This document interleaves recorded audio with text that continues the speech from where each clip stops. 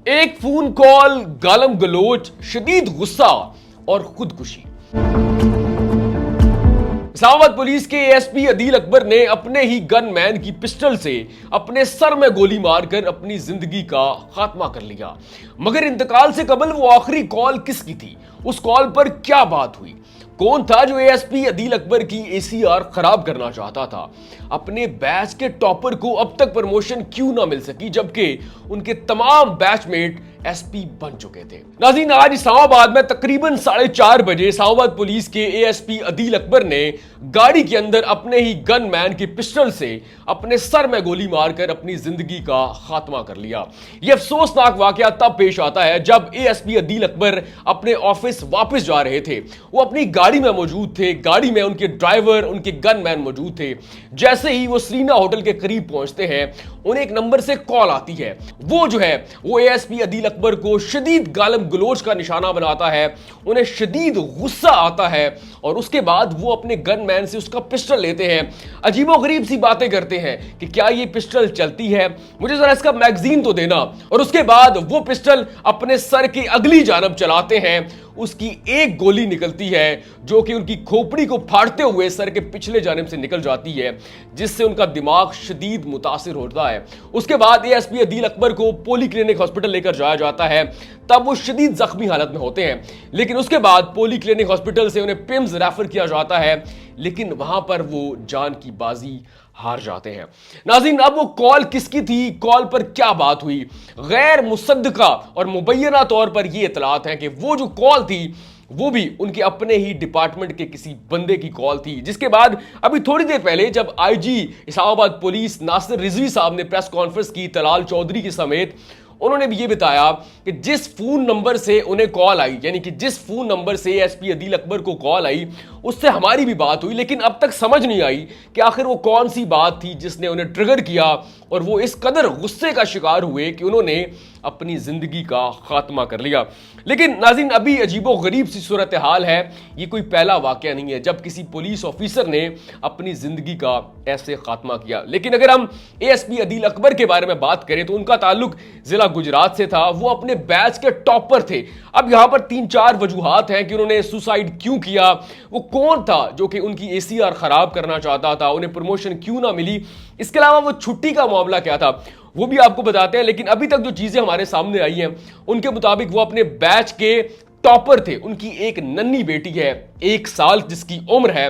वो इससे पहले बलूचिस्तान में तैनात थे। तकरीबन 1.5 माह कबल उन्हें इस्लामाबाद लाया गया। लेकिन यहां पर जो सूरत हाल हमारे सामने आई है वो बड़ी अजीबो गरीब है। सबसे पहले यह बताया जा रहा है कि एएसपी अदील अकबर को कल जो है उनका जो डेंगू का टेस्ट था वो पॉजिटिव आया, लेकिन उसके बावजूद उन्हें छुट्टी ना दी गई।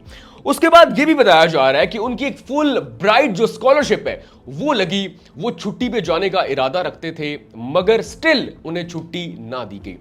नाज़रीन, अब तक की जो गैर मुसद्दका और मुबैना इतलात आ रही हैं उनके मुताबिक एएसपी अदील अकबर शदीद डिप्रेशन का शिकार थे और उसकी 3-4 वजूहात हैं। सबसे पहली वजह हमने आपको बताई कि उन्हें डेंगू जो है वो डायग्नोज हुआ।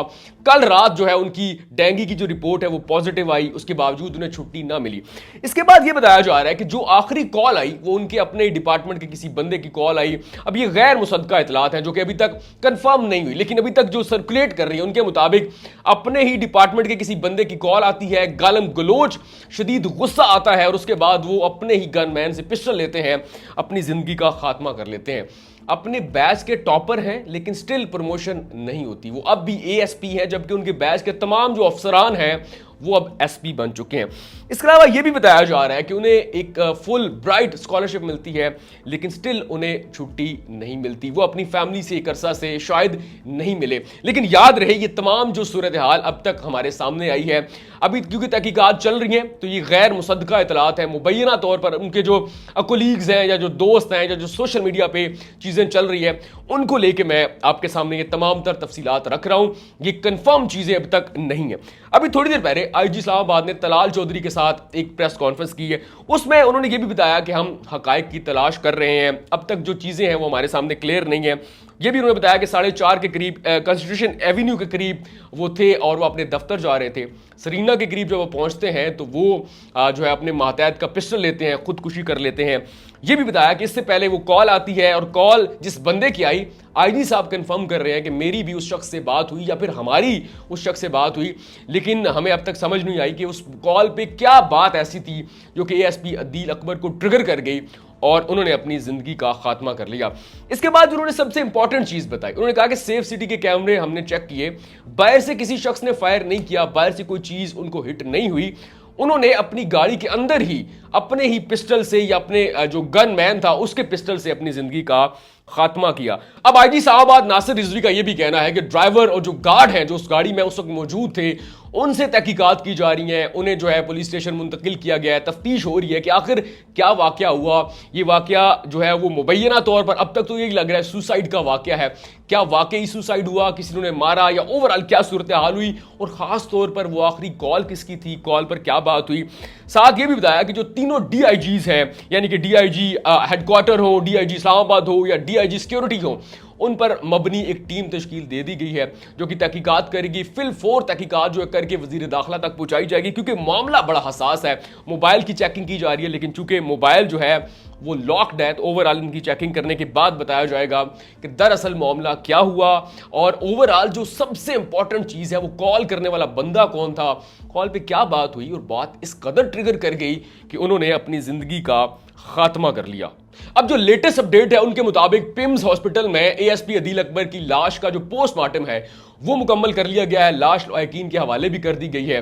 अब लाश का जो पोस्टमार्टम हुआ उसके मुताबिक एक गोली जो है उसके लगने की तस्दीक कर दी गई है, यानी कि गोली सर के अगले जानिब से लगी, उसने खोपड़ी को फाड़ा, दिमाग को शदीद मुतासर किया और सर के पिछले जानिब से गोली जो है वो बाहर निकल जाती है। दिमाग इस कदर मुतासर होता है कि जिसके बाद जो एएसपी अदील अकबर है वो जख्मों की ताब ना लाते हुए जिंदगी की बाजी हार जाते हैं।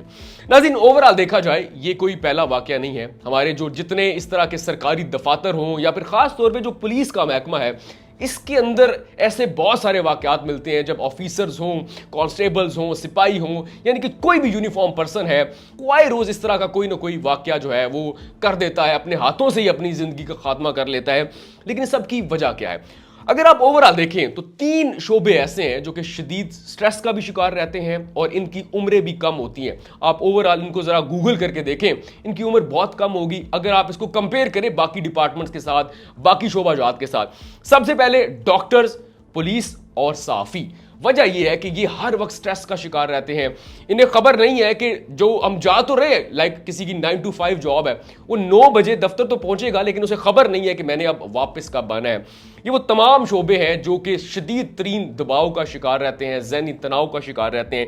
लेकिन नाज़रीन, ओवरऑल देखा जाए तो मौजूदा ज़माने में कोई भी ऐसा शोबा नहीं है जिसमें काम करने वाले ज़हनी दबाव का शिकार नहीं है, मुश्किलात का शिकार नहीं है। कोई शख्स ऐसा होगा जो कि शदीद तरीन ज़हनी दबाव का शिकार इसलिए होगा कि किसी ने उसकी ज़िंदगी अजाब कर रखी होगी और कोई उसकी वजह से ज़हनी दबाव का शिकार होगा। और फिर यही जो चक्कर है ये चलता रहता है, लोगों के मूड स्विंग्स जो हैं वो होते रहते हैं। फिर एक नया दिन आता है, फिर वही चीजें लेकर, वही गुस्सा लेकर जो है वो लोग या घर जाते हैं या फिर घरों से निकलते हैं।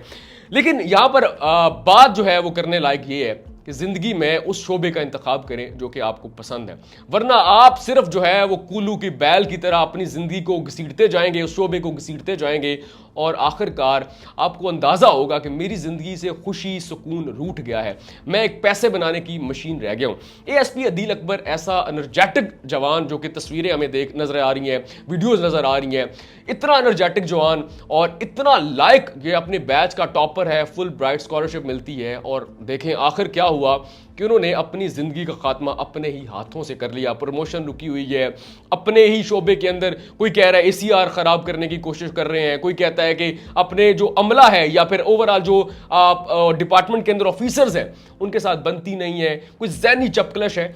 तो यहां पर जो आईजी साहब है उनसे दरखास्त यही करना चाहूंगा, ओवरऑल आईजी जो इस्लामाबाद है नासिर रिजवी साहब, बहुत अच्छा काम कर रहे हैं, क्योंकि मैं खुद इस्लामाबाद में मौजूद हूं। यहां पर नजर आता है कि वो कितने एक्टिव हैं और कितनी दिलचस्पी के साथ अपने शहर को, पाकिस्तान की फिक्र उन्हें रहती है, अपने डिपार्टमेंट की उन्हें फिक्र रहती है, वो हमेशा मुतहरक रहते हैं। और खास तौर पर जब सना यूसुफ का केस हुआ, मैं हैरान हो गया इस बंदे की सोच पर। उन्होंने कहा जी हमारी बेटियां कंटेंट बनाएंगी, मैं देखूंगा कौन उन्हें रोकता है, हम उन्हें सिक्योरिटी प्रोवाइड करेंगे। मैं वैसे ही आईजी इस्लामाबाद नासिर रिजवी साहब का मद्दाह हूं इस सारी सूरत हाल को लेकर, क्योंकि वो अपनी पुलिस, अपने डिपार्टमेंट और शहर को लेकर बहुत एक्टिव है। लेकिन यहां पर अब देखना यह है कि वो इस अमल की, और ये जो वाकया हुआ है, अफसोसनाक वाकया हुआ है, अब ये जो केस है इंतहाई कंप्लेक्स होता जा रहा है। अब देखना यह है कि आईजी साहब इस मामले को कैसे टैकल करते हैं, और फिर खास तौर पर क्या अब जो बाकी ऑफिसर्स हैं इस्लामाबाद पुलिस के अंदर, उनका नफ्सियाती टेस्ट होता है या फिर नहीं। अगर आप देखें ओवरऑल, इस्लामाबाद गो के छोटा सा शहर है, लेकिन हर दूसरे दिन यहां पे धरना एहतजाज होता है, इस्लामाबाद पुलिस इंगेज होती है।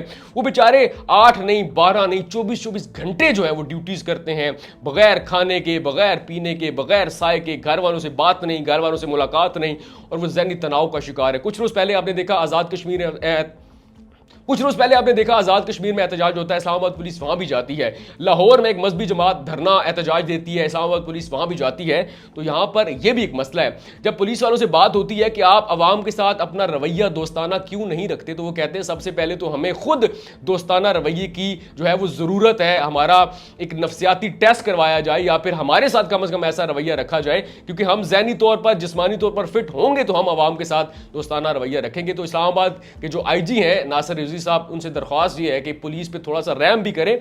हम खुद अवाम है और अक्सर इनसे बहुत सारी शिकायत भी होती है, लेकिन जब मैं इनको ड्यूटीज करते हुए देखता हूं, इन बेचारों की जो हालत देखता हूं, तो फिर मुझे इन पे बड़ा तरस आता है। अब देखना यह है कि इस मामले को कैसे टैकल करते हैं, और जो बाकी मानदा पुलिस ऑफिसर्स हैं उनको लेकर कैसे चलते हैं, ताकि आइंदा ऐसा नाखुशगवार वाकया इस डिपार्टमेंट के अंदर, क्योंकि पाकिस्तान को और खास तौर पर इस्लामाबाद को, इस्लामाबाद पुलिस की बहुत ज्यादा जरूरत है।